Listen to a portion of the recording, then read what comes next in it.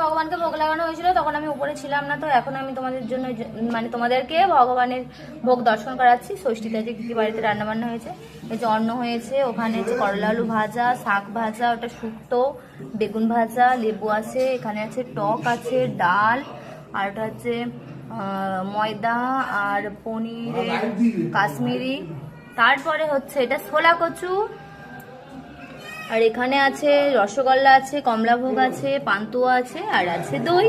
এই হচ্ছে আজকে সিম্পল, মানে এত গরমে বেশি কিছু রান্না বান্না হয়নি, ওই জন্য সিম্পলি মানে কোন ভগবানের জন্য রান্নাটা হয়েছে। তো কেমন লাগলো আমাদের ভিডিওটা? আর ওখানে মানে মা ষষ্ঠী দিচ্ছে, কিন্তু ভিডিও ওখানে করা যাবে না, নিষেধ করা হয়েছে, ওই জন্য আমি ওখানে ভিডিও করিনি। ষষ্ঠী চলছে ওখানে। তো কেমন লাগলো? আর সকালে লুচি হয়েছিল, আলুর দম, পায়েস টাইস হয়েছিল, এসে প্রথমে এটা খেয়েছি, আর তোমাদের সাথে সেটা শেয়ার করলাম না, তারপর যখন খাবো শেয়ার করবো। তো কেমন লাগলো জানিও। হরে কৃষ্ণা।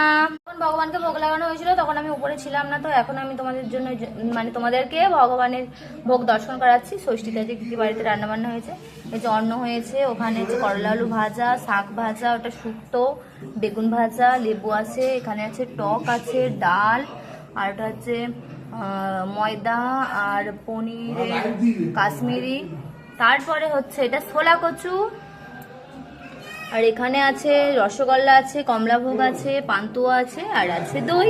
এই হচ্ছে আজকে সিম্পল, মানে এত গরমে বেশি কিছু রান্না বান্না হয়নি, ওই জন্য সিম্পলি মানে কোন ভগবানের জন্য রান্নাটা হয়েছে। তো কেমন লাগলো আমাদের ভিডিওটা? আর ওখানে মানে মা ষষ্ঠী দিচ্ছে, কিন্তু ভিডিও ওখানে করা যাবে না, নিষেধ করা হয়েছে, ওই জন্য আমি ওখানে ভিডিও করিনি। ষষ্ঠী চলছে ওখানে।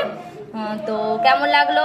আর সকালে লুচি হয়েছিল, আলুর দম, পায়েস টাইস হয়েছিল, এসে প্রথমে এটা খেয়েছি, আর তোমাদের সাথে সেটা শেয়ার করলাম না, তারপর যখন খাবো শেয়ার করবো। তো কেমন লাগলো জানিও। হরে কৃষ্ণা।